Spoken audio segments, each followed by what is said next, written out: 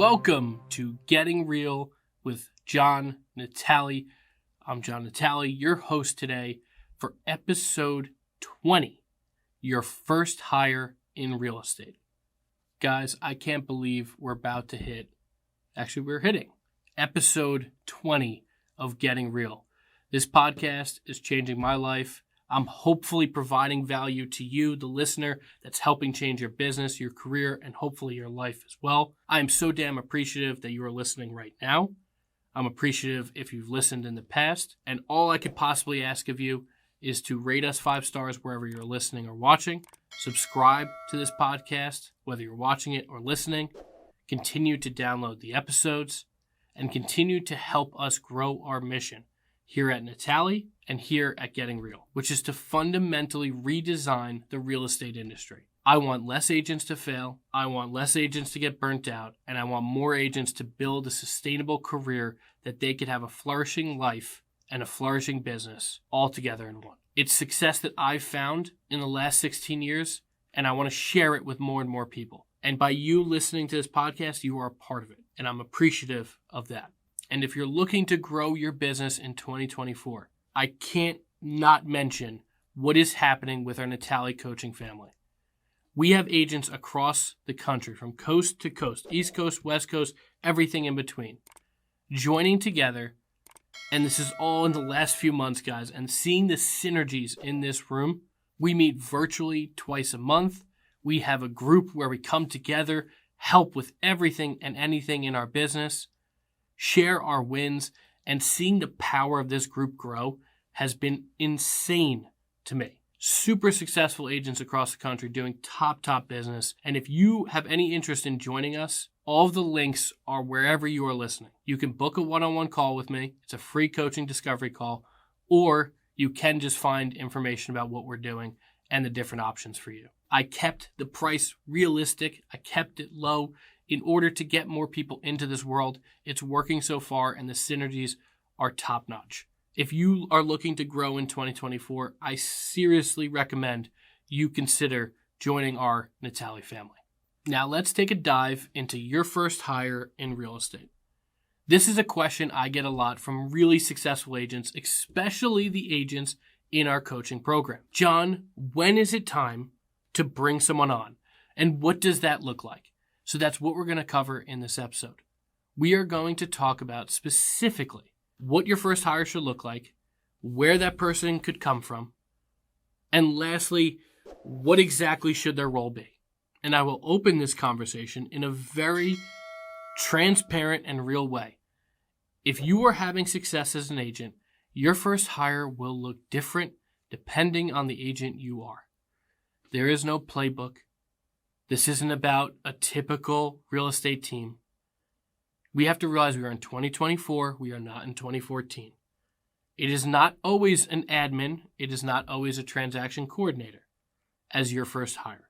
We are not building the old $1 million real estate team from the 2010s.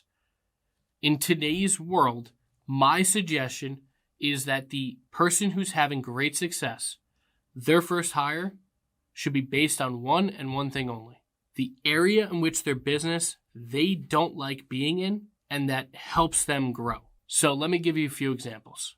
You're an agent, you bring in business, you absolutely hate doing paperwork, you hate having to send contracts out, you hate having to walk your clients along the process, and you want to fill that gap as you ramp up so it stops taking the time and energy away from doing that. Your first hire is a transaction coordinator. It's that simple. Because that transaction coordinator will slide right into what you do not like doing, but needs to get done. And when it takes the time off of your plate, you can then go and do more of whatever you are doing. You could be prospecting. You could be creating content. You could be on social media. You could be doing past client events, whatever, open houses, whatever those things are. If you are bogged down by paperwork that you hate doing, you need a TC. You need a transaction coordinator. And the great thing is there's so many different options now. You can do a pay at closing. You can just do a service. You can hire a VA to be it, as long as their English is good. You can hire so many different places. In-house, in your office. You could hire, someone who is getting licensed right now to be your transaction coordinator and as a brand new agent. There's a lot of different options there. Let's give another example. You are okay with the contracts, but you hate kind of like the marketing side of things. You hate having to post all the time. You hate having to be on camera daily. You'd rather just kind of put together a video series and then have someone post it for you. You'd rather your content strategy be more film and then, get hands off. You don't really like the paperwork as well in terms of what you need to submit to your office in order to get paid. You don't like having to organize your email. You don't like having to create an email newsletter. You don't like sending out the invites for your past client event, your sphere of influence event that you're planning. You don't like taking the RSVPs for that, contacting the venue, letting them know. All of these things take you away from what you really want to be doing, and they also take you away from what you're really good at. You need a regular admin to take on that role. That admin is different from a transaction coordinator. One of the biggest mistakes I see people make with their first hire is try to find both an admin and a TC in one. It's a different skill set. A TC is still going to be very consumer facing to your clients. An admin will be more of that reserved person that wants to just get things done, get tasks done, and that's their personality. They're a different person. And I see a lot of people make the mistake where they try to blend one person into two roles. So you need to distinguish. If you're sending out contracts and walking process, that's fine. You don't need a TC. If you want to take that on, have a TC. If you don't like doing any other admin work, that's more important to you. Hire the admin first and then the TC. But I'm also going to be real about what my journey was when I started a team. Because I didn't mind finding technology that could do the admin and to do the TC type of stuff. I built so many systems into my business that it was all just a push of a button. Here, once we update a stage, boom, a client's getting an email with the process. Sending out contracts, it took me 5-6 minutes to write up a deal right on my phone. And then boom, I just knew and understood the technology. It wasn't bearing for me. But for me, and this could be your first hire, it doesn't necessarily need to be administrative. For me, my first hire was a showing agent. After showing homes for 12, 13 years, going out nights, weekends, all these different times. This was before COVID and people had more flexibility. So most showings were always at night and weekends. Didn't really enjoy it as much. It didn't speak to me to be out at 7 p.m. showing houses. And no matter where you are in your career, it can or cannot for you at this point. I still get excited about it somewhat because I do it so far less now. However, I was doing it at such a high level, showing homes just became a really tough thing for me where I didn't enjoy it in my business and I knew I needed to leverage out of it. So my first hire was a showing agent, and that showing agent would get a percentage of the closing, and I paid handsomely because I really didn't want to be involved in the showing, and that person took on all showings. So we had a group chat. When the client wanted to go out, they would message all of us. The showing agent would set up the showings. They would show them the houses. They would report back to me with exactly what happened, what they rated the houses, if they wanted to offer on one, and then I would take over and do everything again.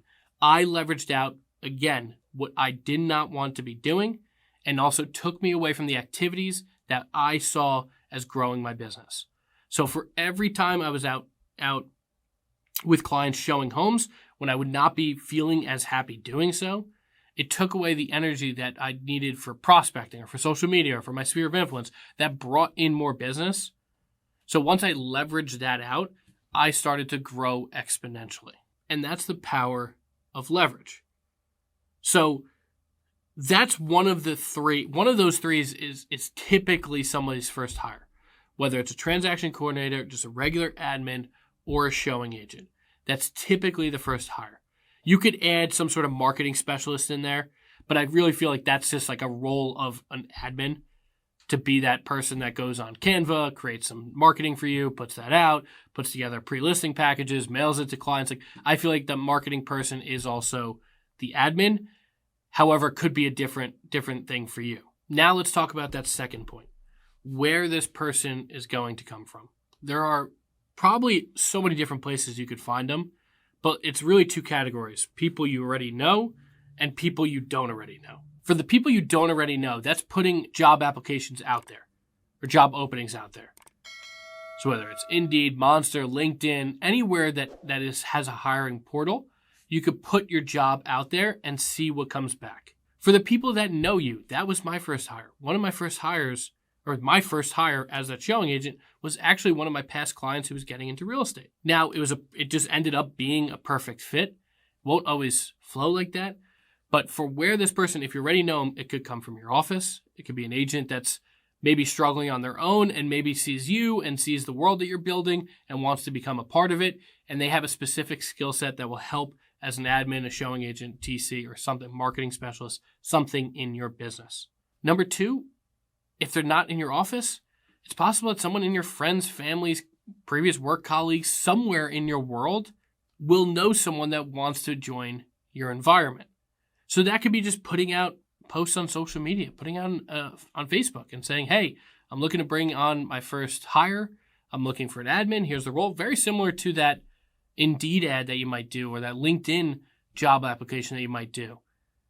Very similar. Put it on Facebook. See what comes back. The one thing I will tell you is you will hopefully find a few people for what you're looking for, and then be disciplined in the fact of not hiring the first person and make sure it's going to be a good fit. And realize too, like, it does stink, but especially on your first hire, there's a good chance you're going to swing and miss.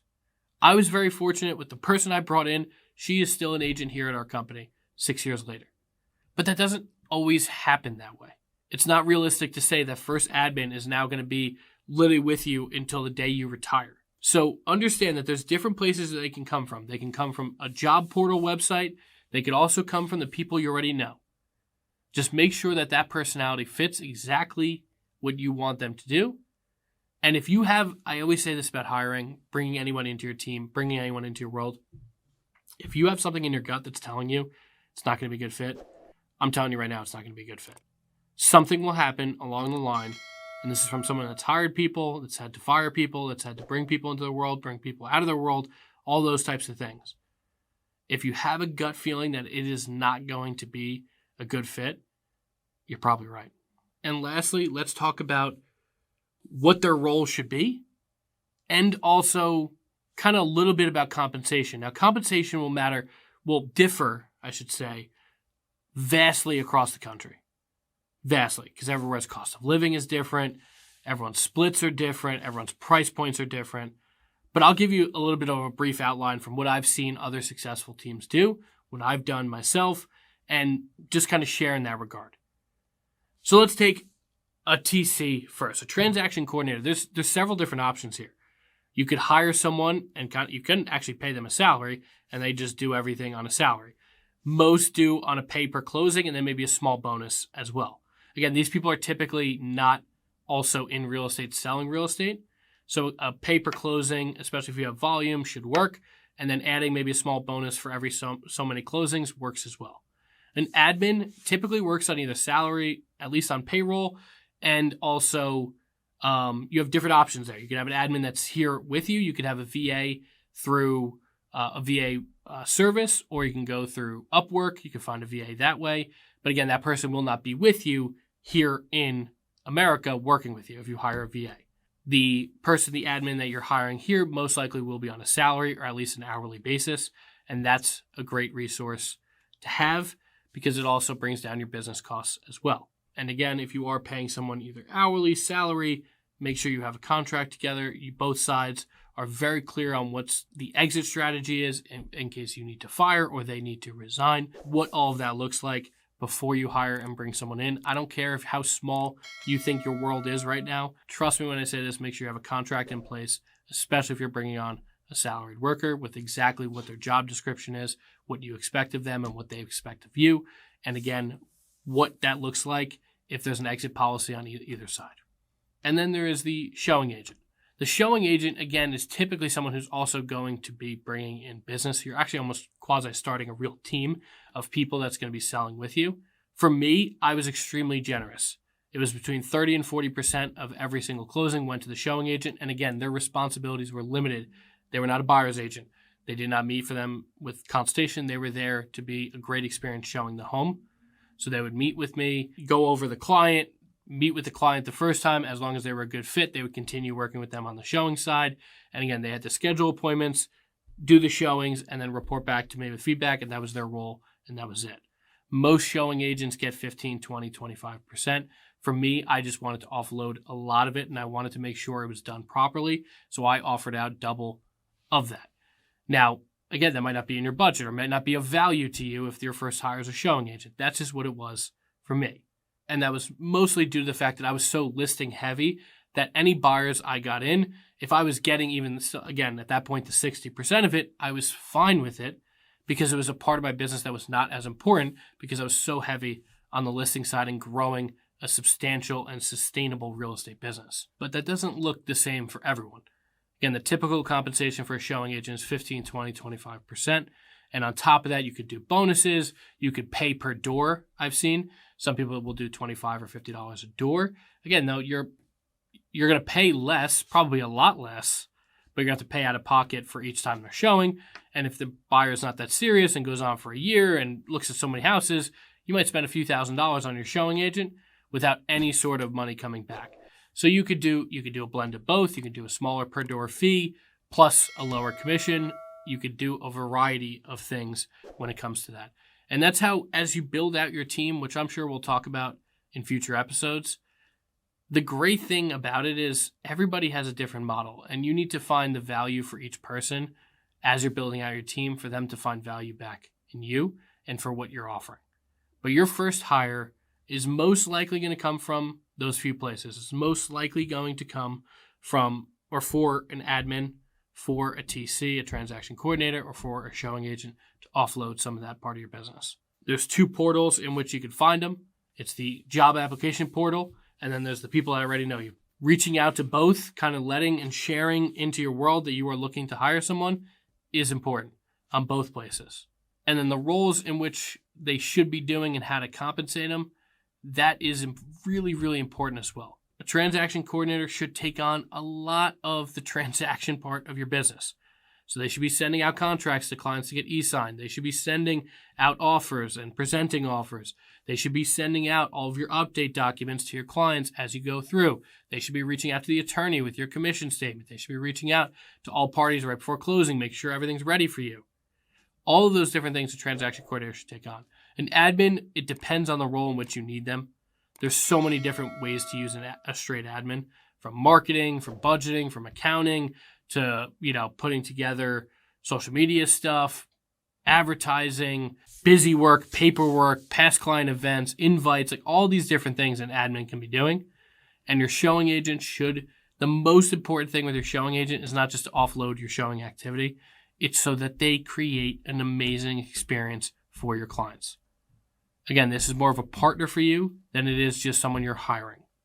So you need to find the right fit for that. If that's what your first hire is, it can be. I'm not sitting here saying it can't be. It very well can be. It was for me.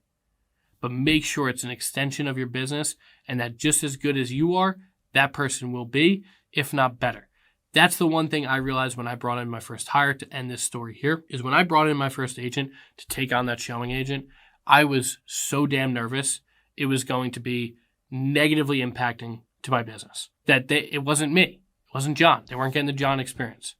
And do you know what happened after I just kind of let go a little bit and said, you know what, I need to let go, let these reins go and let this person shine? Every single client got back to me. Wow, she is amazing. No offense, John, she's more fun than you. No offense, John, we like working with her probably more than we like working with you. This is an awesome environment for what we're looking for. And the client experience went from maybe a 7 or 8 to a 9 or 10. Because I decided to let go of those reins and bring someone in. And if all those early clients came back and said, you know what, John, this was terrible. We hated her. It wasn't good. She didn't know anything. She didn't, it was just a mistake after mistake after mistake. Then I would have had to quickly pivot and adjust. But you don't get to that point without having some chance there. So give yourself a shot. If you're having great success right now, and you have the money to start budgeting in some of these things or want to go to the next level, your first hire will help you do so. And again, if you want to get in the room of people who are succeeding and doing exactly this right now, consider joining our Natale coaching family. All the information is below. I hope this year, 2024, is the best year in your real estate career. And by being a part of this podcast, I appreciate you, and we will succeed together.